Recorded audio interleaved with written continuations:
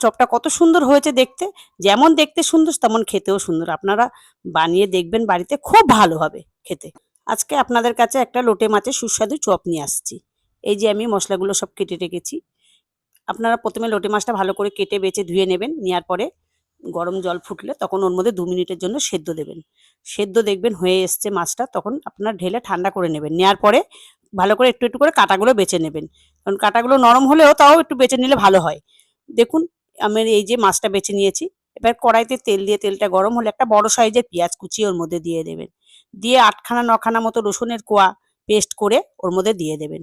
দেওয়ার পরে আদা বাটা ১ চামচ আমি দিয়েছি। দেওয়ার পরে আবার ভালো করে একটু নেড়ে চেড়ে নেব। নেওয়ার পরে ওর মধ্যে আমি কাঁচা লঙ্কা কুচি দিচ্ছি।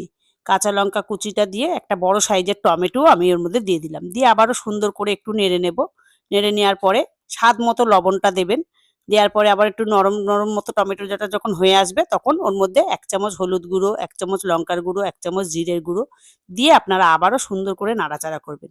আমি যে মাছটা বেছে রেখেছিলাম ওই মাছটা ওর মধ্যে দিয়ে দিলাম। দিয়ে আরও ভালো করে নেড়েচেড়ে বেশ ভাজা ভাজা মতো হয়ে আসবে দেখবেন। ভাজা ভাজা মতো হয়ে আসলে একটু সামান্য স্বাদ অনুযায়ী চিনিটা দেবেন। দেওয়ার পরে আমি একটা বড় সাইজের আলু পেস্ট করে রেখে দিয়েছিলাম, সেটা আমি ওর মধ্যে দিয়ে দিলাম।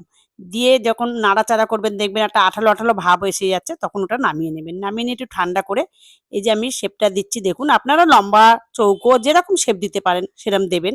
আমি একটু গোল গোল করে শেপটা দিচ্ছি দেখুন, এইভাবে শেপটা দিয়ে দেবেন।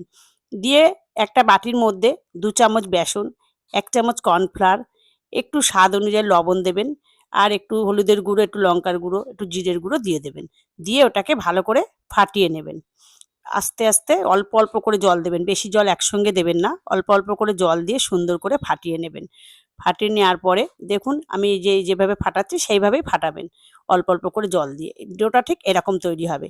কড়াইতে তেল দেবেন, দেওয়ার পরে ওই যে আমি মাছের গোল গোল করে শেপ করে রেখেছিলাম সেটা বেসনের মধ্যে বুড়িয়ে বুড়িয়ে একটা একটা করে দিয়ে দিচ্ছি। এভাবে একটা একটা করে দিয়ে সুন্দর করে এপিট ওপিট করে ভালো করে লাল লাল করে ভেজে নেবেন। বানিয়ে দেখবেন, খুব ভালো লাগবে খেতে, খারাপ লাগবে না, সুন্দর খেতে, খুবই ভালো খেতে, সুস্বাদু লোটে মাছের চপ। এভাবে বানিয়ে বানিয়ে তুলে নেবেন। নেওয়ার পরে এই দেখুন আমি দেখাচ্ছি, দেখুন চপটা কত সুন্দর হয়েছে দেখতে, যেমন দেখতে সুন্দর তেমন খেতেও সুন্দর। আপনারা বানিয়ে দেখবেন বাড়িতে, খুব ভালো হবে খেতে।